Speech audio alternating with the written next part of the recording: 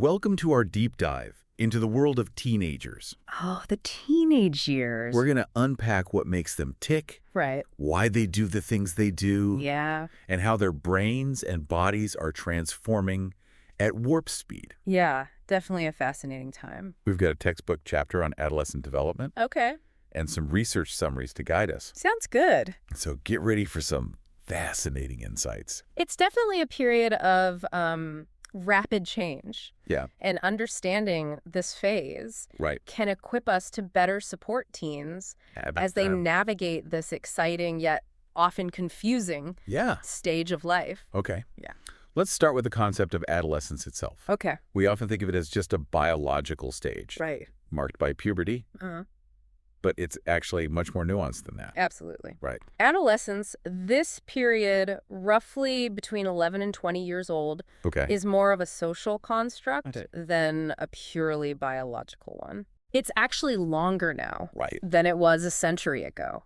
Wait, how can a stage of life be constructed? Well, in many cultures of the past, Uh-huh. children entered adulthood when they physically matured Oh, or started working. yeah, that makes sense. But nowadays, puberty happens earlier, Right. and we need more education for most jobs. Yeah. So those traditional markers of adulthood are delayed. So we're essentially stretching out adolescence at both ends. Yeah. Earlier puberty and later career starts. Exactly. That's a pretty big shift. Exactly. And this social shift Yeah. has huge implications Okay. for how teenagers experience this period. This is It's a much longer transition period than it used to be. Okay, that makes sense. Yeah. So puberty is definitely still a huge part of the picture. Oh, yeah. The textbook describes all the physical changes, voice cracks, acne, growth spurts. Yeah, all the fun stuff. It's no wonder teenagers can be self-conscious. Oh, absolutely. Those changes can be quite dramatic, Yes. and they definitely contribute to the anxieties many teens feel. Oh, yeah. Remember those awkward school photos? Oh, gosh, yes. We've all been there. I can definitely relate to that. Yeah. And the textbook mentions that puberty can start as early as 8 for girls Okay. and 9 for boys. Right. But it can also take up to 5 years Wow. for the whole process to unfold. That's a big range. That is a huge range. That's right. And that wide range Yeah. is completely normal. Okay. But the research actually suggests Oh. that the timing of puberty Yeah. can have some pretty significant consequences. Consequences like what? Well, for girls who mature early, Okay. there are higher risks of depression, eating disorders, Wow. and even early sexual activity. That's heavy stuff. It seems this is because they stand out physically Right. from their peers. That makes sense. They might not view those changes as positive, and they may face more social pressure Okay. from older kids Oh, wow. who are drawn to their more developed appearance. That's a really important point. Yeah. And it's not something I had ever considered Yeah, before. that's something that's talked about a lot. What about boys? Does early puberty affect them differently? It does. How so? For boys who mature early, Okay. studies show a greater tendency Okay.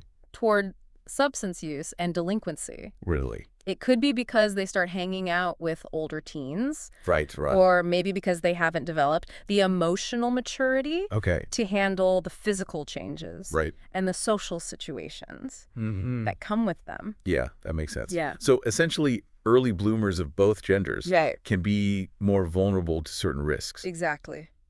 And what about the late bloomers? Are there any consequences for them?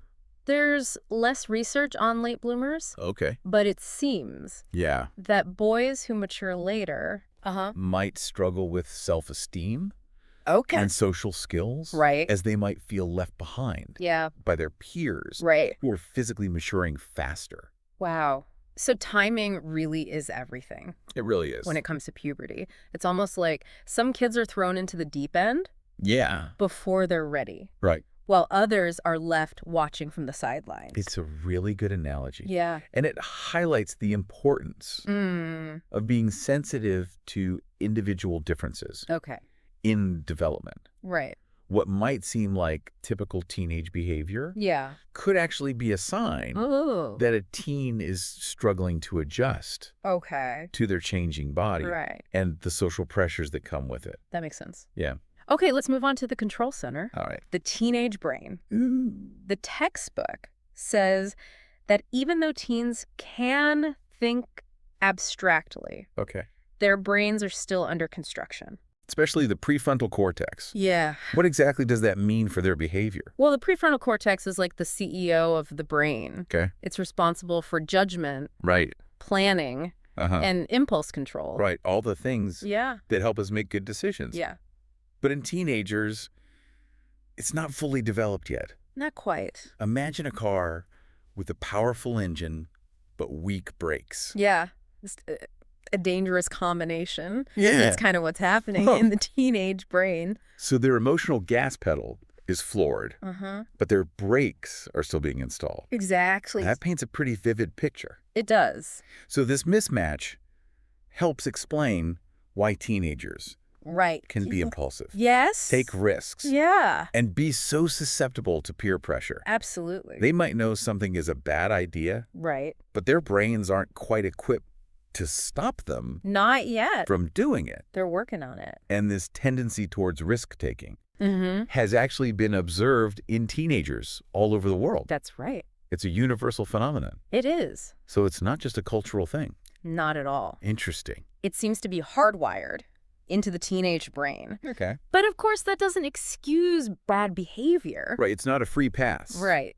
To act recklessly. Exactly. But understanding how their brains are wired can help us guide them better. Absolutely. Instead of just punishing bad decisions. Right. We can focus on teaching teenagers how to make better choices. Exactly. By providing them with clear expectations, Yes. consistent boundaries, and open communication. Absolutely. We can also help them develop strategies for managing their impulses and emotions. Exactly. That makes a lot of sense. It's all about being proactive. It's about understanding the why behind their behavior, Yeah. not just reacting to the what. Right. Okay, now let's talk about health. The textbook actually says that most teenagers are generally healthy overall. Okay. Which surprised me. Yeah, it might seem counterintuitive. Yeah. But most teenagers are in pretty good physical shape at this point in their lives. Right. Unfortunately, many are setting themselves up for trouble later on. Oh, no. Think of it like this. Okay. They have a brand new car, but they're not following the maintenance schedule. Right. So problems are likely to pop up down the road. So what kind of trouble are we talking about? Well, for starters, Yeah. a whopping 80% of teenagers worldwide don't get enough exercise. 80%. That's a huge number. That is a huge number. Imagine a typical high school. Okay. Yeah. Out of every 10 students you see, Yeah. 8 of them aren't getting the physical activity they need. That's a pretty shocking statistic. It is. What are the implications of that? Well, it can lead to all sorts of health issues down the line, like heart disease, obesity, and diabetes. Right, all the big ones. Not to mention the fact that exercise is crucial for mental health, stress relief, and just feeling good overall. Right. Teens who are physically active tend to be more confident. Oh, interesting. Have better social skills. Okay. And even perform better academically. Wow. So it's not just about physical health. No. It's about their overall well-being. Exactly. And the textbook does a deep dive on one specific health concern that's becoming increasingly prevalent. Right. Obesity. A big one. It's a serious issue with lifelong health implications. Absolutely. And it can also lead to social and emotional struggles for teenagers. Definitely. Interestingly, we see differences in obesity rates between boys and girls.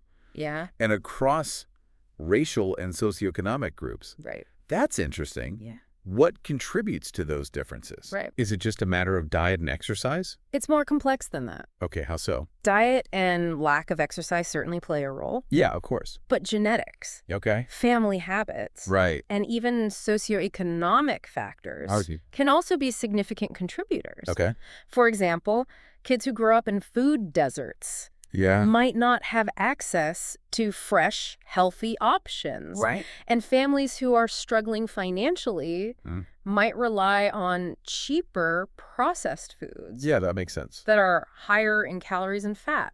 So addressing obesity requires a multifaceted approach. Yes. That goes beyond just telling kids to eat their veggies. Exactly. And go outside and play. It's not that simple. We need to address the systemic factors. Absolutely. That contribute to this problem. Right, those root causes. Exactly. We need to make healthy choices easier. Yeah. And more accessible for everyone. Right. Regardless of their background or circumstances. That's a really important point. It is. Okay, now let's shift gears a bit. Okay. And talk about mental health. Okay. This is a topic that's often stigmatized. Yeah, unfortunately. Especially when it comes to teenagers. Mm-hmm. But the textbook highlights a pretty sobering statistic. Okay. Over 13% of U.S. teens experience major depression. That's right. And it's a serious issue we need to take seriously. Absolutely. Especially considering the link to suicide risk. We need to move beyond the outdated notion that teenage angst is just a phase. Right. And recognize that mental health is just as important as physical health. Absolutely. During adolescence. It's crucial. So we need to pay attention to the warning signs. Yes. And be willing to have those tough conversations. Absolutely, those open and honest conversations. Are there any specific factors that make teenagers more susceptible to depression?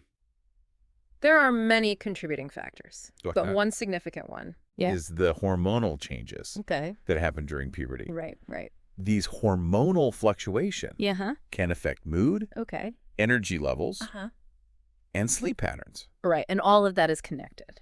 Additionally, girls are more prone to depression than boys. Oh, really? Possibly due to a combination of hormonal changes, social pressures, and greater vulnerability to stress in relationships. It's interesting how all these factors, physical, social, and emotional, are so interconnected. It's all part of the complex tapestry of adolescence. Yeah. And it emphasizes the need for a holistic approach. Absolutely. To supporting teenagers' well-being. This has been a lot to process already. I know, right? I'm starting to see adolescence in a whole new light.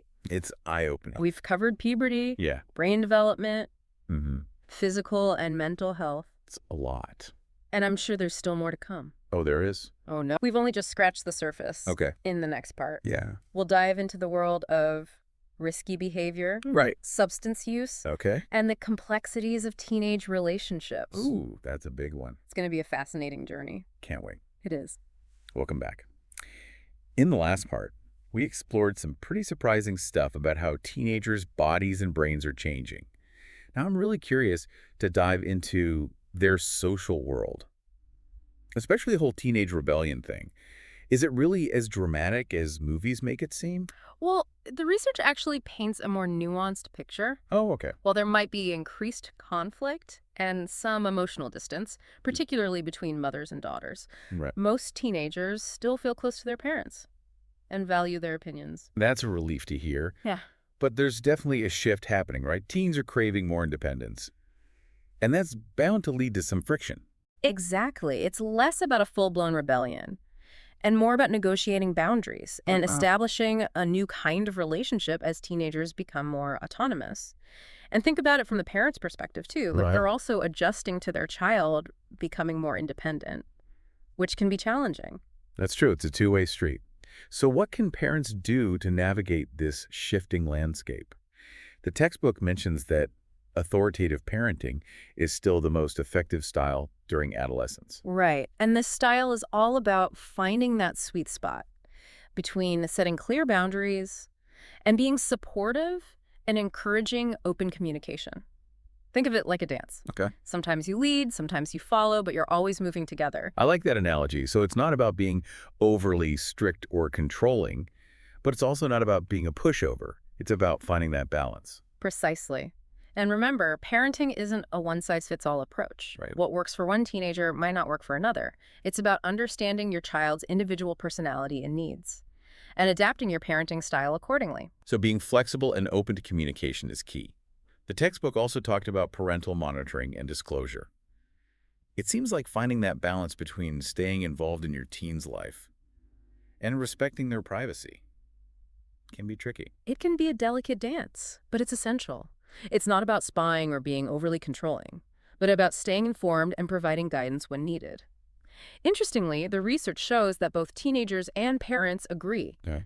that some topics are more disclosable than others. Oh, like what? Well, prudential issues, like substance use or risky behavior, are at the top of the list, followed by moral and conventional issues. Parents and teens tend to agree that these are areas where parents need to be involved. But personal matters, like how teenagers spend their time or money, are often considered less subject to disclosure. That makes sense. Teens need their space to figure things out on their own, too. But the research also shows that open communication can actually reduce those risky behaviors we talked about earlier. Absolutely. When teenagers feel like they can talk to their parents without judgment, they're more likely to make healthier choices. It's about building trust and creating a safe space for them to open up. Speaking of different family dynamics, Mm-hmm. the textbook touched on the impact of various family structures. Single parent, blended families, same-sex parents, and how those might affect teens. What's fascinating is that the research suggests family structure itself Way. is less important than the overall family climate. It's the quality of the relationships and the overall atmosphere in the home that truly matters. So a stable and supportive environment is key, regardless of what that family looks like. Exactly. Think of it like a plant. Okay. You can thrive in different types of soil as long as it gets the right amount of sunlight, water, and nutrients. The same goes for teenagers. They need Right. love, support, and consistency, regardless of their family structure. That's a great way to put it. Yeah. Okay, let's talk about sibling relationships. It seems like things can get a little rocky during adolescence, as teens focus more on their friends and less on their families. That's true. As teenagers spend more time with their peers, they naturally spend less time with their siblings. And the dynamic between them also shifts, becoming more equal as they get older. So they're not just the annoying little brother or bossy big sister anymore. Not necessarily. Of course, sibling rivalry can still be a factor, Right. but it's often tempered by a growing sense of mutual respect and understanding. But they could still have a big influence on each other, right? Definitely. Siblings can be both good and bad influences, depending on the situation. For example, an older sibling might introduce their younger sibling to a new hobby or interest, but they could also expose them to risky behavior, like underage drinking or smoking. It's like that saying, you can pick your friends, but you can't pick your family. Exactly. And speaking of friends, the peer group becomes increasingly important during adolescence. Oh, yeah. It's where teenagers develop social skills, experiment with different identities, and figure out where they fit in. It's like their own little society with its own rules and hierarchies. The textbook mentioned cliques and crowds. Can you explain the difference? Sure. Cliques are those small, tight-knit groups of friends who share similar interests and values. Think of your typical high school movie. Right. The jocks, the cheerleaders, the nerds, the goths. These are all examples of cliques. Yeah. Crowds, on the other hand, are larger, less defined groups, based on reputation or image, like the popular kids or the druggies. So clique membership is more about close friendships, Right. while crowd membership is more about social status and identity. Exactly. And while crowd membership might seem superficial, it can have a big impact on teenagers' self-esteem and sense of belonging. It's like they're trying to figure out where they fit in, the larger social puzzle. Exactly. And while cliques and crowds can sometimes lead to negative behaviors, like exclusion or bullying, they also provide teenagers with a sense of community and support. It's all about finding that balance. Right. Belonging to a group without losing your individuality. Exactly. And let's not forget about individual friendships, which become even more intense and important during adolescence, especially for girls. Teenagers rely on their friends for emotional support, validation, and a sense of belonging. So it's not just about fitting in with the crowd. It's about having those close, meaningful connections. Exactly. And those strong friendships are actually linked to better mental health, social skills, and even academic performance. It's amazing how much social connections can impact our overall well-being, even at a young age. Absolutely. Humans are social creatures by nature, and teenagers are no exception. They need those close connections to thrive. Okay, now let's talk about the elephant in the room, or should we say in the smartphone. Technology has completely changed the landscape of teenage relationships, right? It's almost impossible to separate their social lives from their online lives. It's true. Teenagers are constantly connected through social media, texting, and video chats, which can be both a blessing and a curse. On the one hand, it allows them to stay in touch with friends and family, share their experiences, and even explore different aspects of their identity. On the other hand, it also opens the door to cyberbullying. social comparison, and even addiction to technology. It's like a double-edged sword. They have this powerful tool for connection, but it can also be used to hurt or isolate them. Exactly. And then there's the whole phenomenon of online dating, Right. which has become increasingly common among teenagers. It's a completely different way to meet and interact with potential romantic partners, and it comes with its own set of challenges and opportunities. The textbook mentioned that teenagers who engage in online dating often fall into two categories: those who are already popular offline and those who have difficulty forming relationships in person. I find that really interesting. It is interesting. Yeah. It suggests that online dating can be a way Uh-huh. for some teenagers to extend their social circles and connect with people they might not otherwise meet. But it can also reinforce existing social hierarchies. So for some teenagers, it's a way to break out of their shell, while for others, it's just another arena to play out the same social dynamics. That's a great way to put it. And social media also plays a big role in the early stages of romantic relationships for teenagers. How so? They use it to check out potential partners, Yeah. gauge interest, and even signal their own feelings. It's like a whole new language of flirting and courtship Yeah. has emerged online. Exactly. And once a relationship is established, Yeah. social media becomes a platform Okay. for daily communication, Yeah. expressing affection, and even navigating conflict. But the textbook also touched on a darker side of online communication: sexting. Right. It's a topic that makes a lot of parents and educators nervous. Sexting, which is the sharing of sexually explicit messages or images, Right. has unfortunately become quite common among teenagers.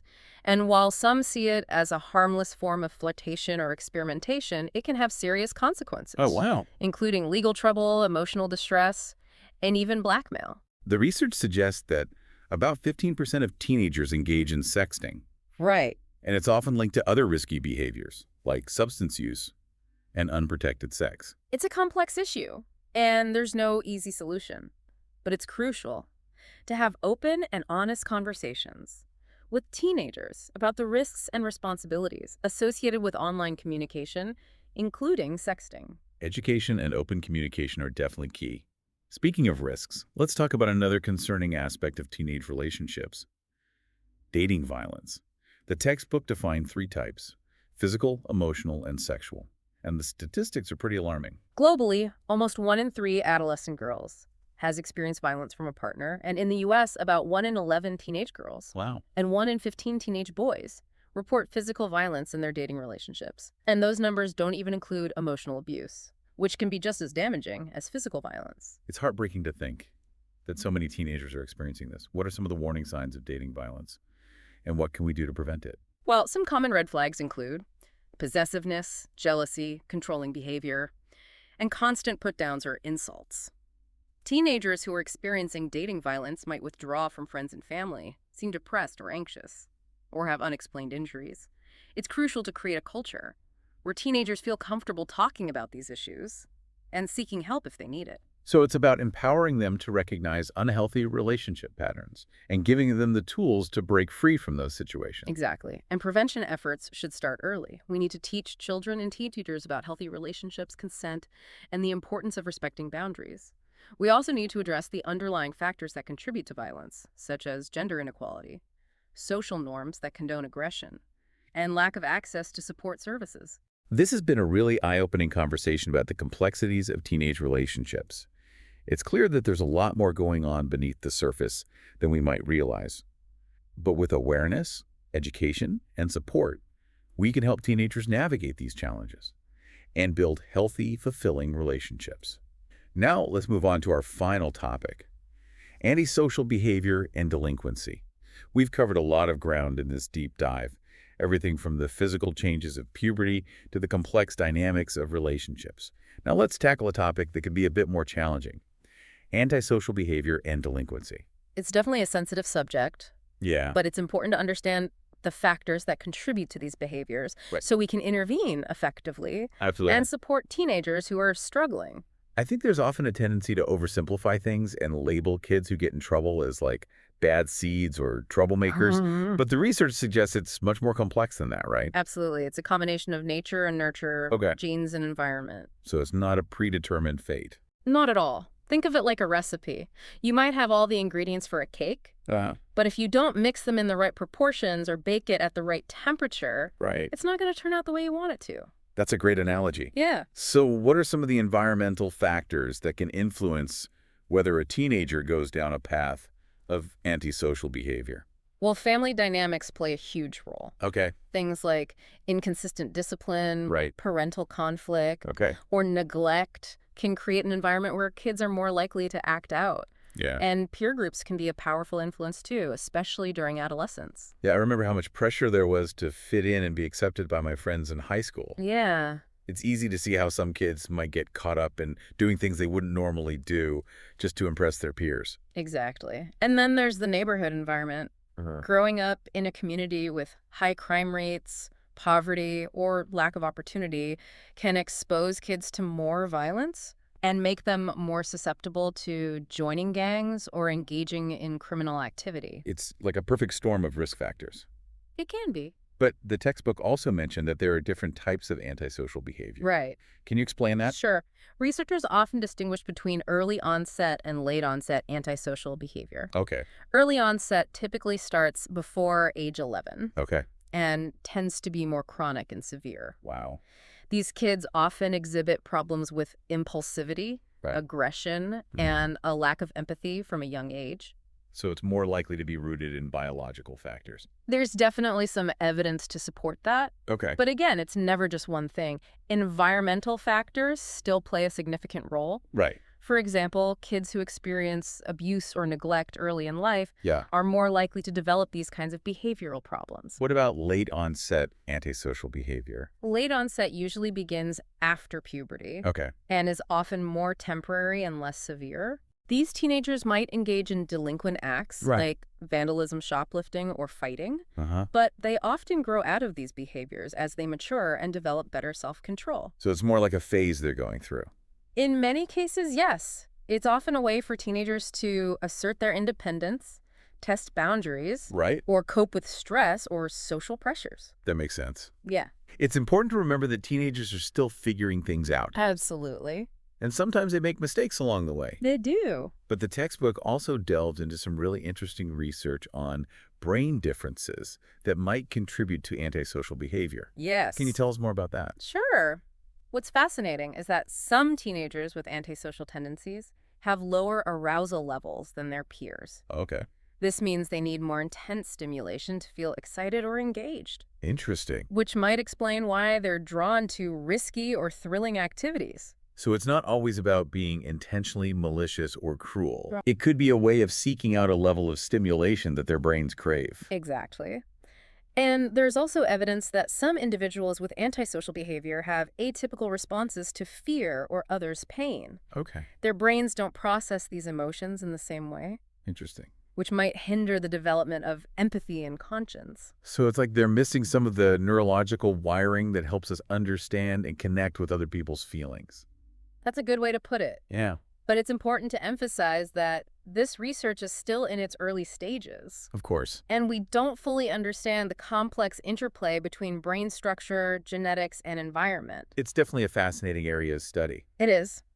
So knowing all of this, what can we do to help teenagers who are struggling with antisocial behavior? Well, the good news is that early intervention programs can be incredibly effective. Okay. Programs that target high-risk children from an early age, Okay. providing them with quality education, Uh-huh. family support, and opportunities to develop social and emotional skills have shown remarkable success in reducing delinquency later on.